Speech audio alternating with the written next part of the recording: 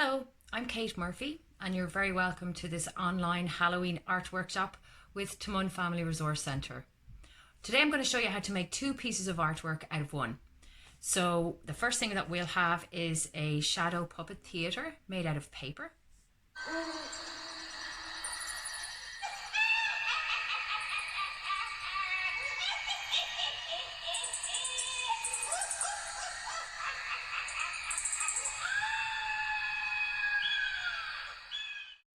Then when you're finished playing with your shadow puppet theatre, you just pop your elements into the backdrop and you have a lovely piece of artwork for your wall.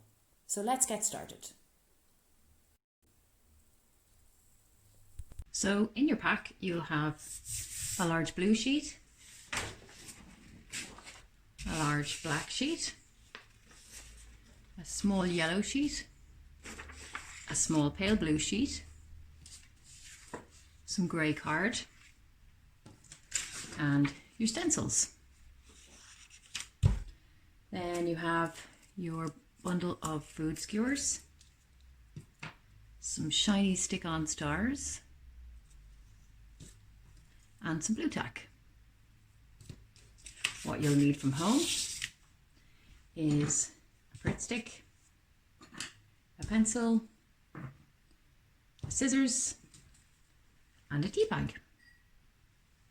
The first thing to do is get your tea bag and make up a little small, really weak cup of tea. So maybe use a tea bag after you've made your own cup of tea and just leave it sit in a little bit of water and leave that to cool down so you don't burn your fingers. And we are going to be using the tea bag to make stains on the moon, so the moon looks a little bit more realistic. So it goes from a plain piece of paper to a kind of moony piece of paper. The next thing to do is draw our tree and our grass. We're going to cut those out of the large black sheet of paper. So here we go. I've started a little tree over here. So what you want to do is just say maybe 2 inches from the left hand side of the page, and about 1.5 inches from the top, whatever, it's not so precise, but start to draw a little wiggly line down the page with your pencil. I'm doing it in pink here so that you can see it, but you'll have your pencil. And then when you start to get to about 1/3 of the way down the page, bring the line out towards the right hand side of the page, and you can start to go up and down and do your kind of spooky grass. You want to go make short ones and long ones. Go down a little bit and then up a little bit, and it doesn't really matter what shape it is as long as it's kind of wiggly and looks like tattery grass. Just go all the way over, up and down to the other side. And then this is going to be the edge of our trunk, so we need to make some branches. So I'm just going to, about 1/3 of the way down again, I'm going to just bring a line out like that and bend it down the way branches do, and maybe give it a little side branch. Same again up here, about halfway along the page, a little branch coming out here, a bit shorter than this one, we won't keep them the same length, and another little side branch there. Now we give the owl a long branch to sit on, so bring a long line out here. Might even go out further than that. Give it a little side branch, and then maybe just above it, so you can put them wherever you like, you know, it's just to give it a sort of spiky tree shape. And then we'll start to fill in those branches. So what you want to do is try and make the bottom part fatter and wider, and it tapers off into a point.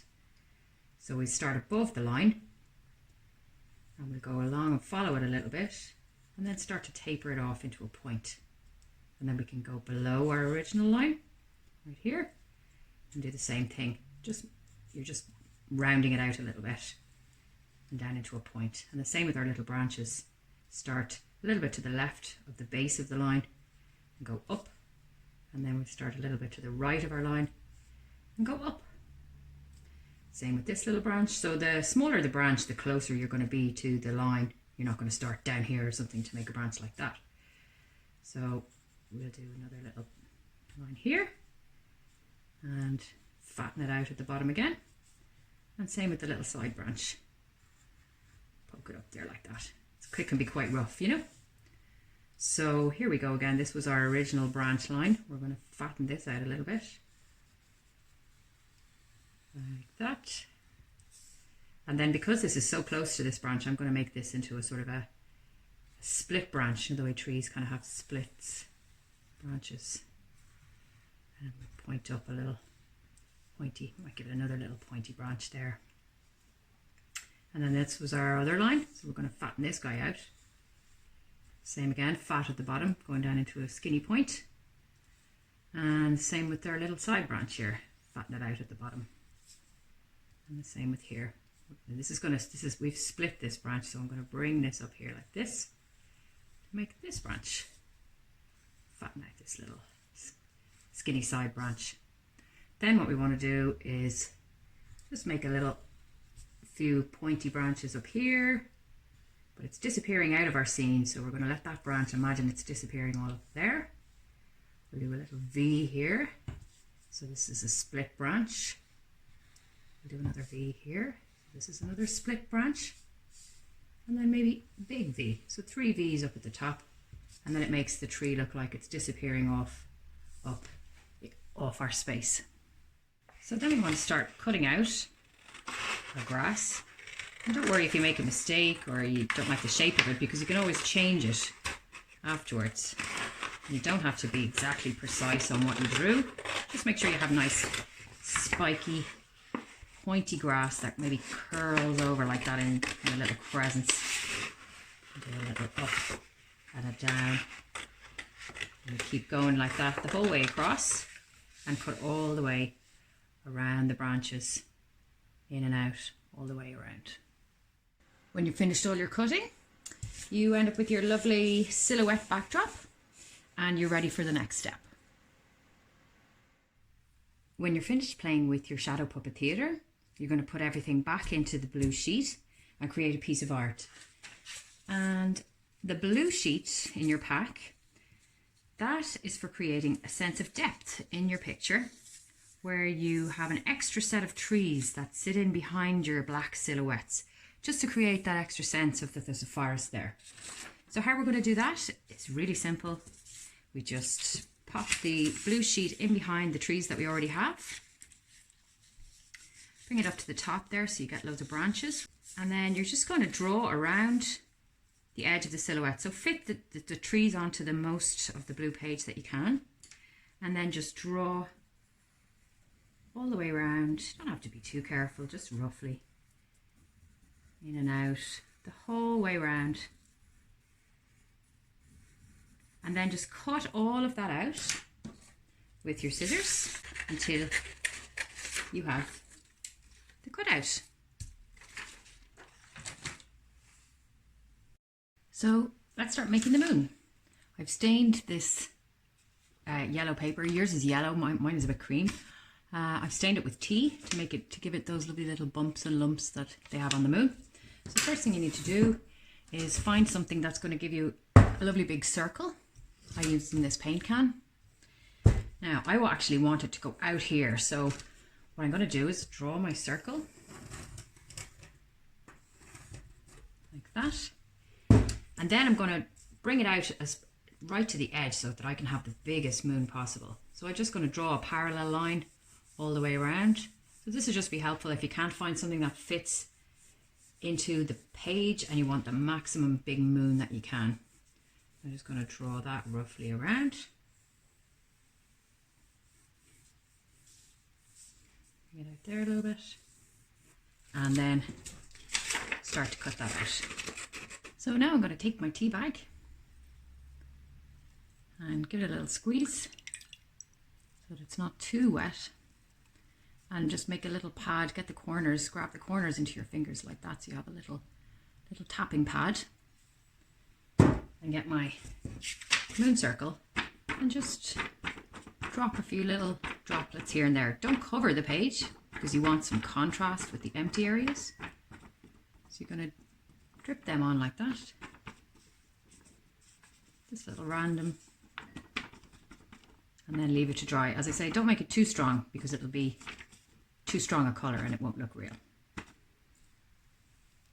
So while my moon is drying, I am going to start making my characters. The first thing I'm going to do is just roughly cut around each character like that.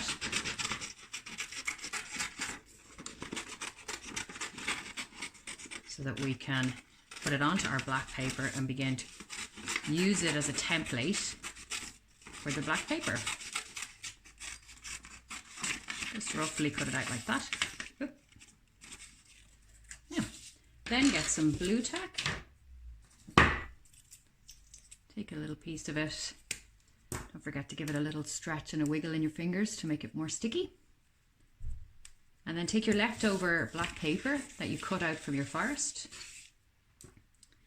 and start on the edge, you know, so you don't waste any paper. Don't cut it out from here. Put it as far on the edge as you can.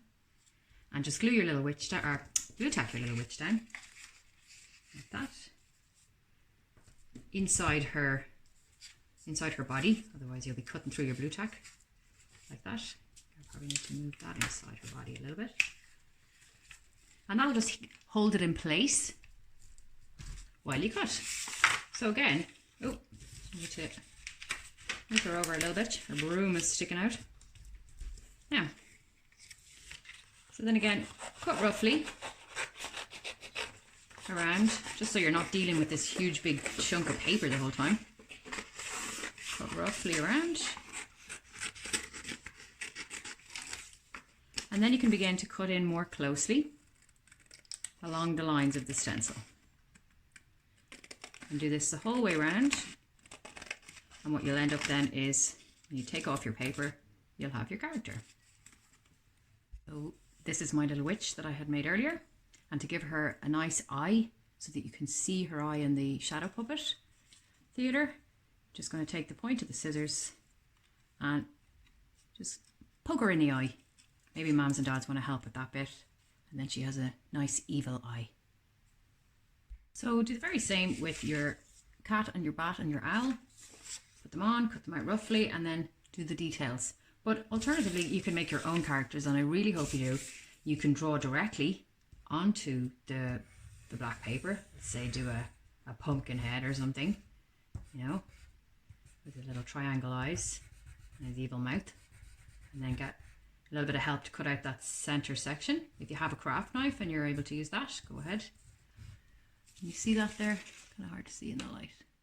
So now that I have my characters all cut out and ready to go, and in your pack you should find little googly eyes. I don't think I said that earlier. You should find, if you look really closely, some googly eyes, and you can put them onto your owl or anything else you want. But remember, the googly eyes won't show up on the shadow puppet theatre. They'll only show up on the picture.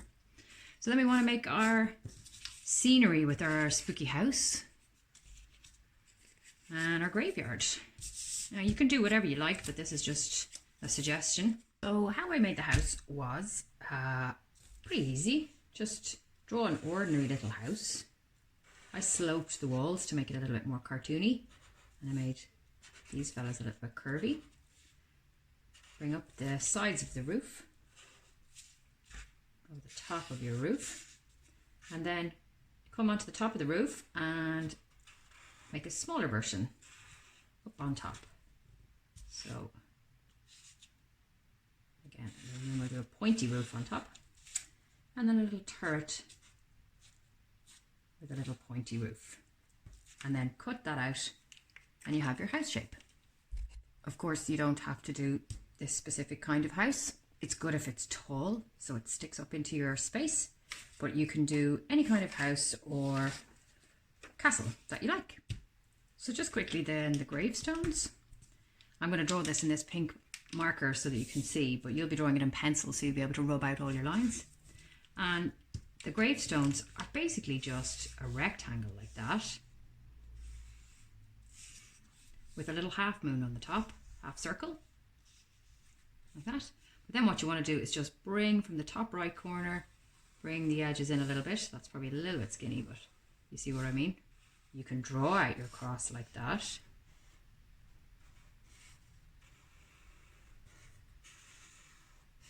Or if you want to be really super easy about it, you can just cut some strips.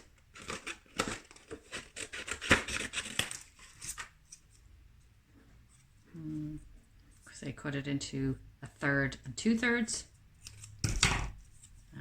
stick it across like that.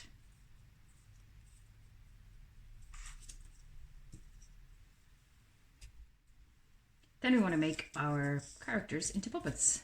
So you have your bundle of food skewers.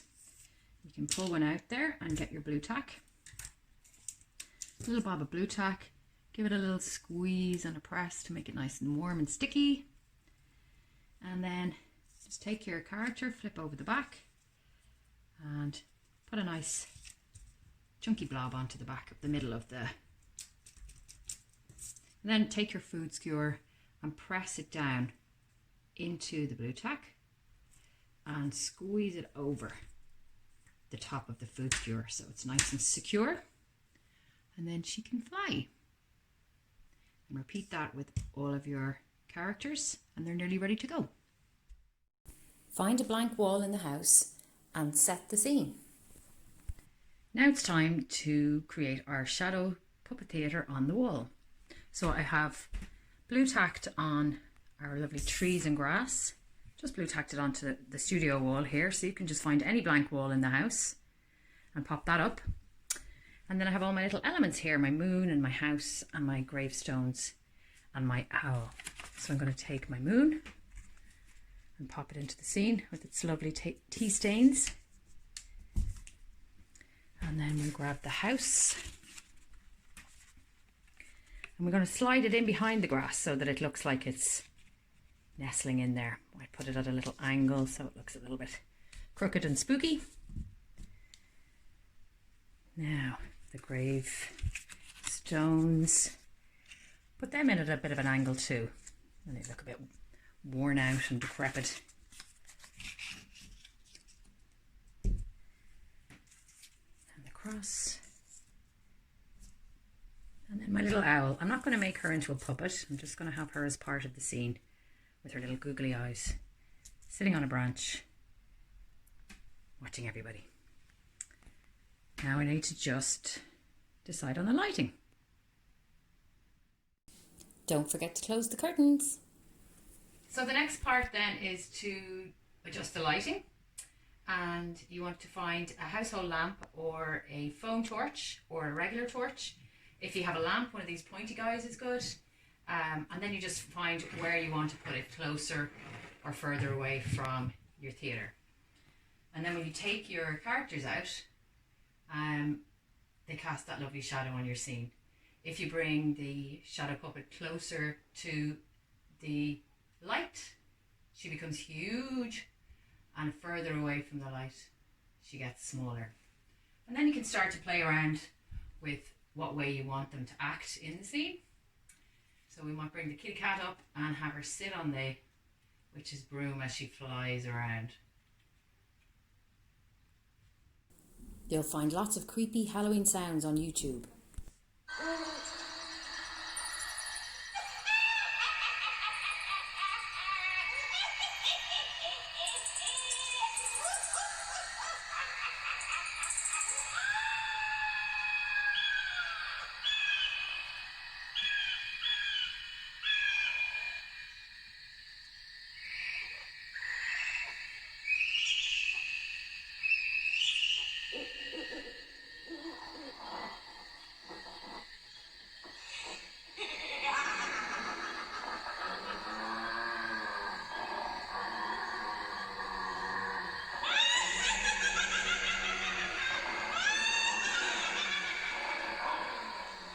It's silly voice time. Do you want a spell on you? This is your last warning, kitty. Get down here. Oh, that's it. In a door, a tree. Haha, that sorted you out. Get on that broom there now. Get on that broom. Right. Build your story by adding your characters one by one. Oh, jeepers, it's the Dark Lord. Oh, kitty, don't leave me on my own. What happens next? You decide.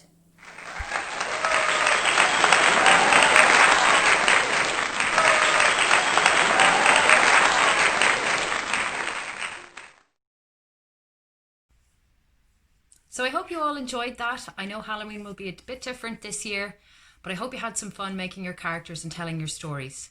Don't forget to make some movies of your theatres and post them onto the F4C's Facebook. Happy Halloween!